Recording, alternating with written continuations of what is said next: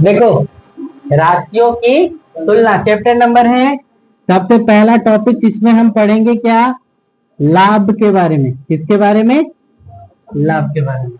देखो, extra extra topic बता रहे हैं, समझिएगा, है ना। तब इस चैप्टर पे ले जाएंगे तो ज्यादा बेटर होगा। उधर जाके बैठो, बढ़िया से दिखेगा, नहीं तो इधर पीठ ही दिखेगा। चलो वो बैठो, इसीलिए सबको उधर कर, है ना। जिसको क्या हो गया, इंग्लिश में क्या बोलते हैं? प्रॉफिट।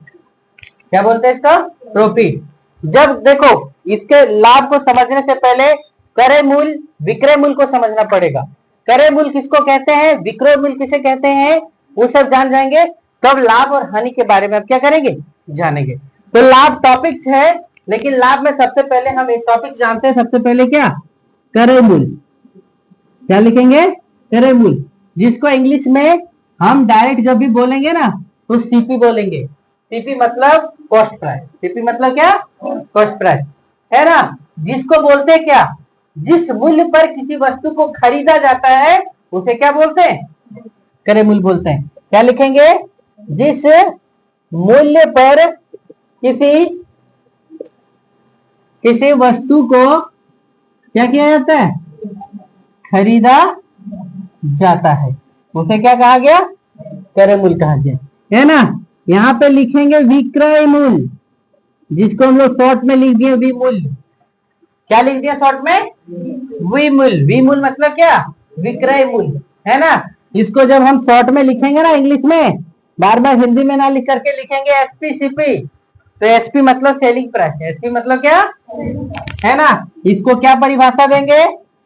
जिस मूल्य पर किसी वस्तु को क्या किया जाता है, बेचा जाता है, वह उस वस्तु का क्या कहलाता है?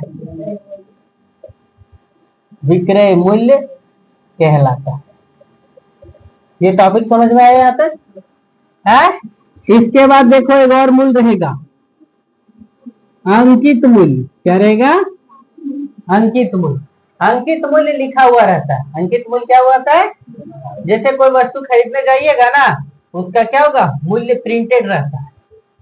मूल्य क्या रहता है? छपा हुआ रहता है। तो क्या लिखेंगे? किसी वस्तु का या वस्तु पर अंकित मूल्य को क्या कहा गया? अंकित मूल्य कहा जाता है। समझ गए? क्या क्या लिखे? लाभ। लाभ में क्या लिखे? पहला क्रय मूल्य, विक्रय मूल्य और क्या, अंकित मूल्य। लाभ कब होगा? तो ध्यान से देखो, लाभ तब होगा जब विक्रय मूल्य ज्यादा होगा और क्रय मूल्य क्या होगा, कम होगा। यानी हम कोई सामान को 10 टका में खरीदें और 15 रुपया में बेचे, तब क्या होगा? लाभ होगा। तब क्या होगा? क्या बोल रहे? जब किसी वस्तु को क्या कर लिए, 10 रुपया में खरीदे और 15 रुपया में क्या कर दिए, तो क्रय मूल्य क्या हो गया? 10 रुपया और विक्रय मूल्य क्या हो गया? 15 रुपया। विक्रय मूल्य कितना? 15। तो प्रॉफिट होगा। अर्थात क्या कि विक्रय मूल्य अधिक है और क्रय मूल्य क्या है? कम है। विक्रय मूल्य अधिक है और क्रय मूल्य क्या है? कम है। तो देखो, तो लाभ निकालने का फॉर्मूला देखो, लाभ बराबर पहला फॉर्मूला क्या लिखेंगे? विक्रय मूल्य। क्या लिखेंगे? विक्रय मूल्य माइनस क्या, क्रय मूल्य। समझ में आया? लाभ बराबर क्या, विक्रय मूल्य माइनस क्या, क्रय मूल्य। यहाँ पर लाभ के कंडीशन में जब हम विक्रय मूल्य निकालेंगे, लाभ के कंडीशन में जब क्या निकालेंगे, विक्रय मूल्य, तो विक्रय मूल्य बराबर क्या होगा? लाभ प्लस क्या, क्रय मूल्य, है ना। फिर जब क्या लिखेंगे, क्रय मूल्य निकालेंगे किसके कंडीशन में, लाभ के कंडीशन में, तो क्या हो जाएगा, विक्रय मूल्य माइनस क्या हो जाएगा, लाभ हो जाएगा। ठीक है। और इसी कंडीशन में जब लाभ परसेंट निकालेंगे तो क्या हो जाएगा, लाभ बटे क्या, क्रय मूल्य गुने कितना, 100। लाभ बटे क्रय मूल्य गुने कितना, ये कंडीशन तो लगाएंगे ही लगाएंगे। लेकिन कल एगो कंडीशन और भी बताए थे कि यदि हम डायरेक्ट परसेंट वाला दे तो परसेंट वाला में कितना परसेंट लाभ हुआ, कितना परसेंट हानि हुआ, समझ में आ रहा है। तो विक्रय मूल्य निकालने के लिए बोला जाएगा, तो यहाँ पे लिखेंगे क्रय मूल्य गुने डब्ल्यू भी का क्या सीधा गुना। और जब क्रय मूल्य निकाला जाएगा तो क्या लिखेंगे, विक्रय मूल्य गुने डब्ल्यू भी का क्या उल्टा गुना। ये सब टॉपिक्स आज रखेंगे दिमाग में। ये लाभ के कंडीशन में हुआ। अब हम लोग किसके कंडीशन में देखेंगे, हानि के कंडीशन में। हानि यानी क्या, लॉस, है ना। क्रय मूल्य विक्रय मूल्य की परिभाषा लिखने की कोई जरूरत है क्या, नहीं लिखने की जरूरत है। तो देखो लॉस कब होगा, हानि कब होगा, जब क्रय मूल्य ज्यादा होगा और विक्रय मूल्य क्या होगा, कम होगा। यानी कोई सामान को हम 10 रुपया में खरीदे और 8 रुपया में बेच दिए, 10 रुपया में खरीद करके कितना बेच दिए, 8 रुपया में, तो क्या हो जाएगा, लाभ होगा कि हानि होगा, हानि हो जाएगा। तो हानि बराबर क्या होगा, क्रय मूल्य माइनस क्या, विक्रय मूल्य। क्रय मूल्य माइनस क्या, विक्रय मूल्य। फिर देखो क्या लिखेंगे, क्रय मूल्य बराबर विक्रय मूल्य प्लस क्या, हानि, है ना। और क्या, विक्रय मूल्य बराबर क्या, क्रय मूल्य माइनस क्या, हानि, ठीक है। और जब हानि परसेंट का बात किया जाए तो क्या लिखेंगे, हानि बटा क्रय मूल्य गुने कितना, 100। और इस कंडीशन में भी यही काम करना है, हानि वाला परसेंट में भी यही काम करना है। विक्रय मूल्य निकालना है तो ऐसे, और क्रय मूल्य निकालना है तो समझे। चलो यहाँ से पहले नोट करो, तब अगर इसके बाद बट्टा वाला बताएंगे। क्या लिखा हुआ है, बट्टा, क्या लिखा हुआ है, बट्टा। बट्टा मतलब क्या होता है जानते हो क्या, छूट, है ना।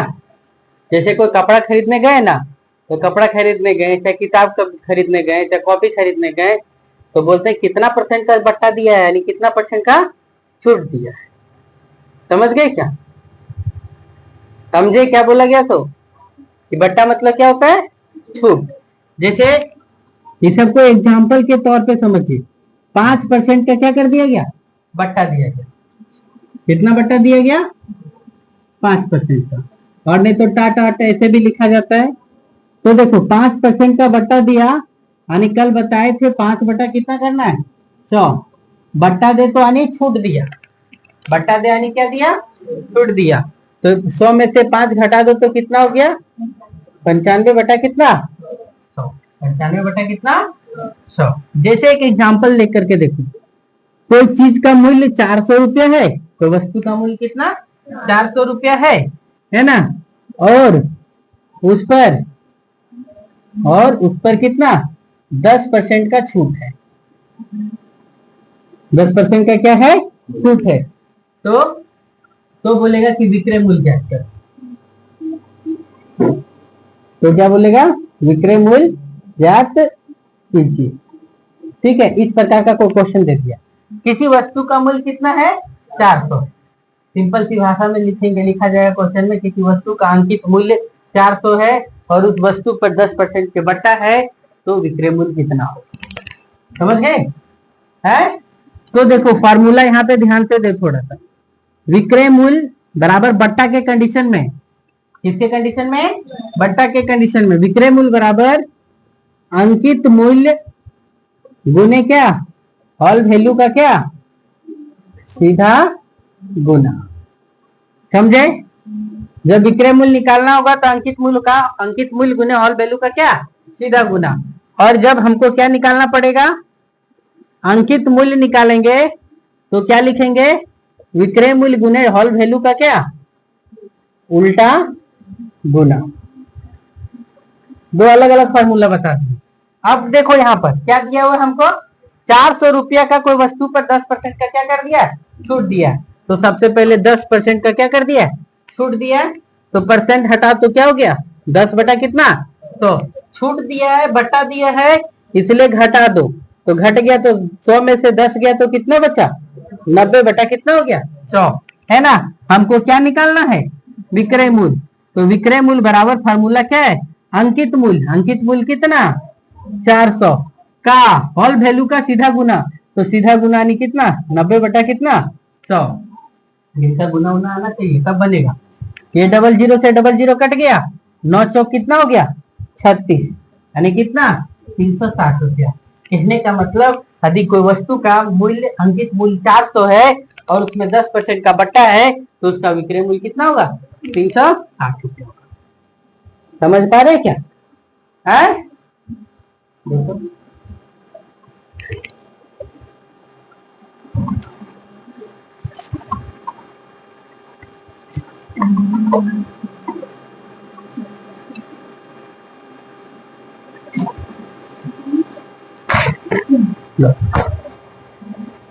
देखो इधर बोर्ड पे ध्यान दो। अगला topic GST, GST good service and taxes. क्या लिखा है इसका full form? Goods service and taxes, यानी जीएसटी लगा हुआ होता है किसी भी वस्तु पर, क्या टैक्स लगा हुआ होता है। तो इसमें क्या होता है टैक्स, जब जीएसटी लगा हुआ, भेट लगा हुआ, वैल्यू एडेड टैक्स लगा हुआ, तो जब जितना भी टैक्स होता है उसमें क्या होता है मूल्य में वृद्धि करा देता है। मूल्य में क्या करा देता है वृद्धि करा देता है। जीएसटी का मतलब सिंपल सी भाषा में समझो कि क्या, सिंपल सी भाषा में समझेंगे तो मूल्य में क्या हो जाना वृद्धि हो जाना। इसके मतलब ये नहीं होता जीएसटी का मतलब समझ बनाएंगे हम लोग क्वेश्चन जीएसटी कि बोला कि कोई कॉपी खरीदे उस पर 10% जीएसटी लगा हुआ, मतलब कोई 10 रुपया का कॉपी खरीदे उस पर 10% का जीएसटी लगा हुआ है, तो 10 और 1 कितना, उस कॉपी का दाम कितना हो गया 11 रुपया। समझे? अरे 10 रुपया अंकित मूल्य है, जीएसटी लगा तो रुपया क्या हो गया बढ़ गया। समझ गए क्या? अर्थात जैसे एग्जांपल देखो 10% की क्या है जीएसटी लगा हुआ, कितना लगा हुआ है 10% जीएसटी लगा हुआ है। तो जब 10% जीएसटी लगा हुआ तो 10 बटा कितना लिखेंगे 100, है ना। जीएसटी लगा हुआ तो प्लस होगा, बट्टा होगा तो क्या है माइनस है, तो 100 प्लस 10 कितना हो गया 110 बटे कितना 100 होगा। समझ गए क्या? जैसे एक एग्जांपल देखो 10 ग्राम सोना का मूल्य 80,000 है। 10 ग्राम सोना का मूल्य कितना है 80,000 है ना, तथा उस पर 20% का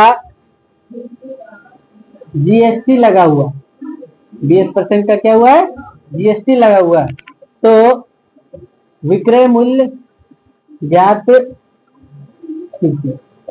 ये क्वेश्चन दिएगा 10 ग्राम सोना है उसमें कितना मूल्य है उसका 80,000 रुपया, और जो है और उसका कितना जीएसटी लगा हुआ है 20,000, 20% लगा हुआ है, तो विक्रय मूल्य क्या होगा। तो देखो यहाँ क्या है हल लिखेंगे तो 20%, कितना लिखा हुआ है 20%, तो 20% यानी बढ़ोतरी होगा जीएसटी लगा हुआ तो 20 बटा कितना हो गया 100, वृद्धि होगा तो यहाँ प्लस हो गया तो कितना होगा 120 बटा 100। तो जीएसटी के टर्म में जब हम लोग विक्रय मूल्य निकालेंगे तो क्या लिखेंगे अंकित मूल्य गुने हॉल वैल्यू का क्या सीधा गुना, है ना। और जब अंकित मूल्य निकालेंगे तो क्या लिखेंगे विक्रय मूल्य गुने क्या डब्ल्यू भी का क्या उल्टा गुना। यहां तक क्लियर हो गया? अब देखो विक्रय मूल्य निकालना है, तो जब विक्रय मूल्य निकालेंगे तो कितना लिखेंगे 80,000 का 120 बटा कितना 100, 2 जीरो से 2 जीरो कट गया, अब काटो तो 12 ठीक कितना हो गया 96, पाया पढ़ने आना चाहिए, 12 ठीक कितना 96, के को जीरो बचा 1 2 3, तो 1 2 3, यानी किसी वस्तु का मूल्य यदि सोने 10 ग्राम सोने का मूल्य 80,000 है और उसमें 20% का जीएसटी लगा हुआ है तो उसका मूल्य बढ़ करके कितना हो जाएगा 96,000। समझे? चलो नोट करो ये उसको।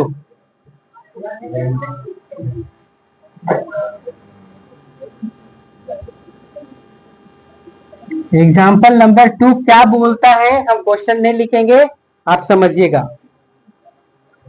क्या लिखा हुआ है कि अंतर्राष्ट्रीय बाजार में उछाल होने के कारण 60 रुपये प्रति लीटर मिलने वाले पेट्रोल के क्रय मूल्य में 5% की वृद्धि हो गई, तो नया मूल्य क्या होगा, है ना। पहले पेट्रोल मिलता था कितना में, 60 रुपया में, अब उसमें कितना परसेंट वृद्धि हो गया, 5% का वृद्धि हो गया। तो नया मूल्य क्या होगा, तो निकाल के बताओ। देखो क्या क्या डाटा दिया हुआ है, तो यानी पुराना मूल्य क्या लिखेंगे, पुराना मूल्य बराबर कितना, 60 रुपया, वृद्धि कितना हो गया, वृद्धि कितना, कितना परसेंट, 5%। तो आपसे सवाल किया कि नया मूल्य क्या होगा, नया मूल्य क्या होगा। तो इस वृद्धि को हम लोग कन्वर्ट करने का तरीका बताए थे क्या, होल वैल्यू में, हाँ, परसेंट को हटाने के लिए क्या, बटे 100। वृद्धि हुआ है तो प्लस, और कमी होगा तो माइनस। तो यहाँ पे क्या लिखेंगे, प्लस। तो ये क्या हो गया, 5 और 100 जोड़ेंगे तो कितना, 105 बटे 100। तो जब लिखेंगे क्या, नया मूल्य लिखेंगे, तो नया मूल्य मतलब क्या, पुराना मूल्य गुने क्या, होल वैल्यू का क्या, सीधा गुना लिखेंगे। तो कितना होगा, 60 गुने 105 बटे कितना, 100। पहाड़ा आता है कि कौन सा पहाड़ा में 20 और ये 60 और 105 आता है, पढ़ पाएंगे क्या, आता है, नहीं आता है, इतना देर नहीं लगता है। 1010 काट देंगे तो 2 पचे 10, 2 तिया कितना 6, 5 दूना 10, 5 एके 5, 3 गुने 21, 21 तिया कितना 63 रुपया। अर्थात बाजार में पेट्रोल के दाम 60 रुपया पहले था, 5% वृद्धि हो गया, तो अब नया मूल्य कितना निकल गया, 63 रुपया। कितना निकल गया, 63। एग्जाम्पल नंबर 3 क्या बोलता है उसको देखो, कि वर्षा ऋतु में मंदी के कारण, देखो कमी भी वाला एग्जाम्पल दे दिया, वर्षा ऋतु में मंदी के कारण 500 रुपये में मिलने वाले जींस का मूल्य में 30% की कमी कर दिया गया। तो मूल्य में कितना कमी हुआ या कितना ह्रास हो गया, नया मूल्य ज्ञात करिए। यानी जींस का पुराना मूल्य कितना है, कितना में, 500 रुपये में, कमी कितना कर दिया दुकानदार, 30%। तो इसको कमी कर दिया तो 30 बटा कितना लिखो, 100, कमी कर दिया है ना, तो यहाँ पे माइनस कर दो, 100 में 30 गया तो कितना बचा, 70 बटा कितना, 100। अब क्या बोला, हम लोग को क्या निकालना है, नया मूल्य। नया मूल्य बराबर क्या, पुराना मूल्य गुने क्या, होल वैल्यू का क्या, सीधा गुना, यानी कितना, 500 गुने कितना, 70 बटा 100, कट गया, 5 सत्तर कितना 35, यानी कितना 350 रुपया। समझ में आया, क्वेश्चन समझे, कि दुकानदार वर्षा ऋतु में कपड़ा नहीं बिक रहा है, तो बोला 30% डिस्काउंट ले जाओ, और 30% डिस्काउंट में 500 रुपया वाला सामान कितना दे दे रहा है, 300 रुपया, 350 रुपया। अब देखो बट्टा वाला एग्जाम्पल, ये तो कमी और वृद्धि वाला एग्जाम्पल आ गया ना, कल कमी और वृद्धि वाला बताए थे। अब देखो बट्टा वाला दिया हुआ है, एग्जाम्पल नंबर कितना 4, एग्जाम्पल नंबर कितना 4। क्या बोला देखो, कल जो एग्जाम्पल एक बोले थे हम, कि एक सलवार सूट की कीमत 440 रुपया है, एक सलवार सूट की कीमत कितना है 440, और 20% का छूट पर उपलब्ध है। देखते हो ना, मॉल जाते घूमने के लिए तो लिखा रहता है 50% डिस्काउंट, 30% डिस्काउंट लिखा हुआ रहता है ना, तो उसी प्रकार से लिखा हुआ है कि एक सलवार सूट की कीमत 440 रुपया है, जो 20% की छूट पर उपलब्ध है, तो सलवार सूट का क्या होगा, विक्रय मूल्य कितना होगा, शो निकाल करके बताओ, है ना। और एक और क्वेश्चन पूछा कि सलवार सूट में कितना परसेंट डिस्काउंट मिला, ये भी बताओ, समझे। देखो क्या है, अंकित मूल्य, अंकित मूल्य बराबर कितना है 440 रुपया, अंकित मूल्य बराबर कितना है 440 रुपया, और बट्टा कितना दिया हुआ है, कितना 20%। तो बट्टे की राशि क्या होगा, देखो यानी छूट की राशि क्या होगा, तो डायरेक्ट हम लोग क्या करेंगे, छूट की राशि निकालने के लिए 440 का क्या निकाल देंगे, 20% निकाल देंगे। छूट की राशि निकालने के लिए क्या कर देंगे, 440 का क्या निकाल देंगे, 20%। तो 1 0 से 1 0, 1 0 से 1 0, तो 44 गुने 2 करो तो कितना हो गया? 88 रुपये। यानी कितना छूट दिया जा रहा है? 88 रुपये। ये क्वेश्चन थोड़ा अलग था। क्या अलग था कि ये विक्रय मूल्य नहीं निकालने बोला, क्या बोला कि 20% की छूट पर उपलब्ध है, तो बट्टा कितना दिया गया सो निकाल के बताओ। समझ गए? फिर देखो एक और एग्जाम्पल दिया हुआ है। चौथा का ये पहला था, चौथा का दूसरा नंबर देखो क्या दिया हुआ है।